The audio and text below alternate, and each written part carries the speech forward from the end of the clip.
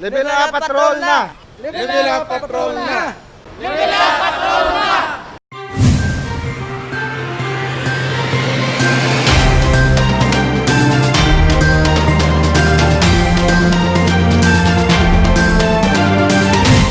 Mga manugpangisda sa distrito sang La Paz ang una nga mga benepisyaryo sang fish snack cart sang City Agriculturist Office.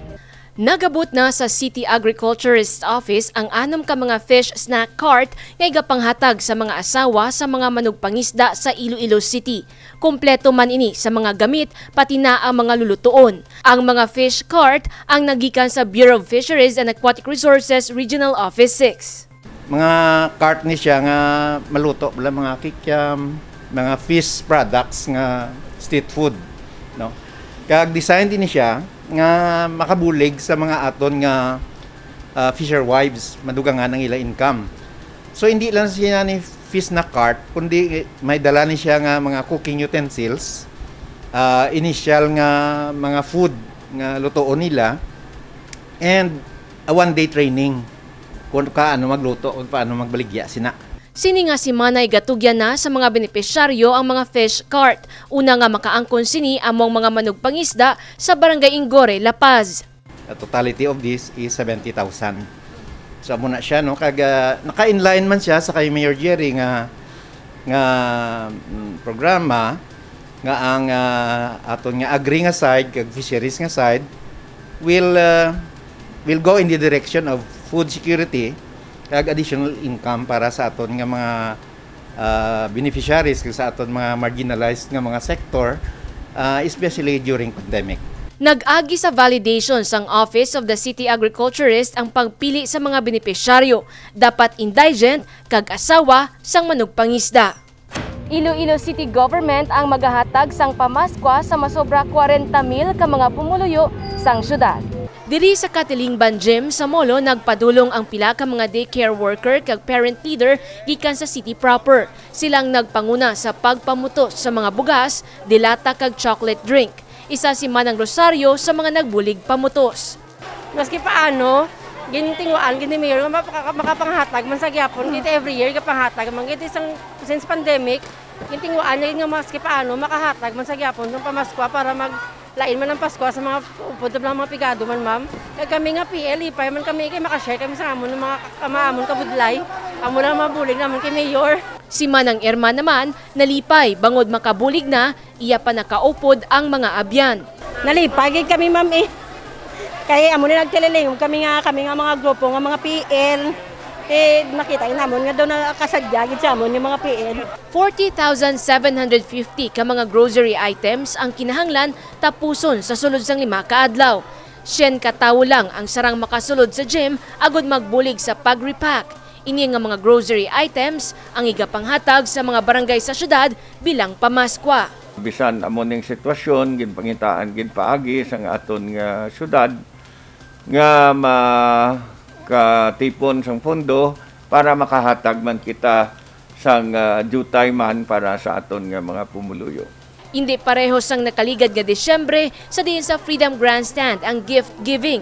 Subong nga tuig ang mga grocery items ang igatugyan sang CSWD sa kada barangay agud sila na mismo ang magapanghatag sa ilang mga pumuluyo. Jennifer Garcia Hernandez para sa Level Up Patrol. Mga sangguniang kabataan naghatag sang suporta sa kampanya kontra sa pagpanigarilyo pinaagi sa pagpost sang video online.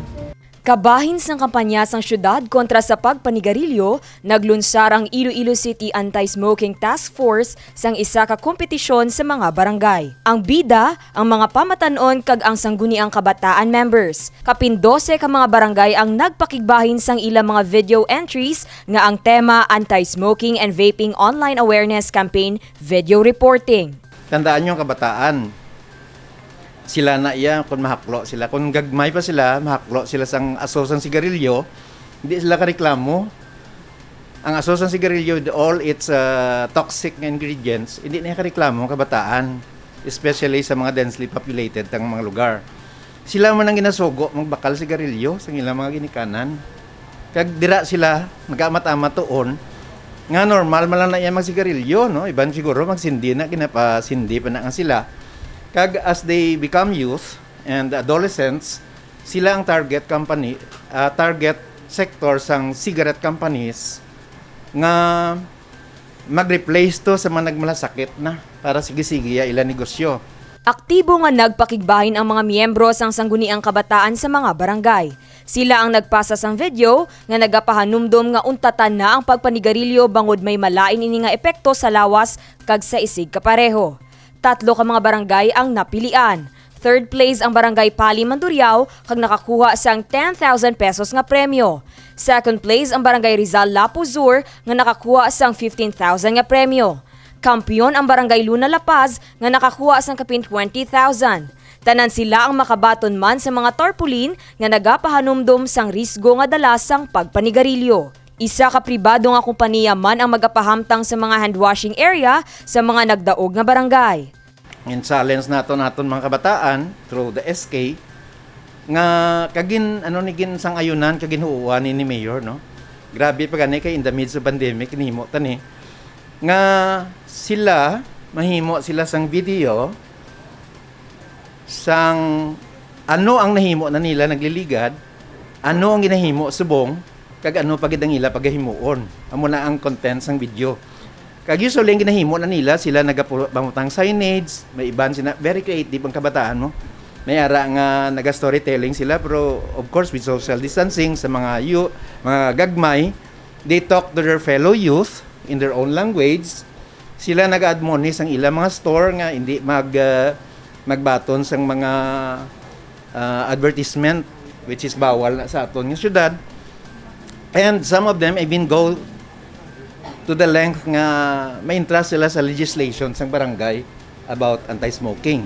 Ini nga lihok ang suportado sang alkalde. Nagapati ang ICAST, may dako nga kontribusyon kag responsibilidad sa pagdisiplina kag pagtukod sang maayo nga mga plataporma sa komunidad ang mga kabataan. Ini ang pila lang sa mga tikang sang Iloilo City Government agud mapapag-on ang kampanya kontra sa pagpanigarilyo. Dane Raffles para sa Level Up Patrol.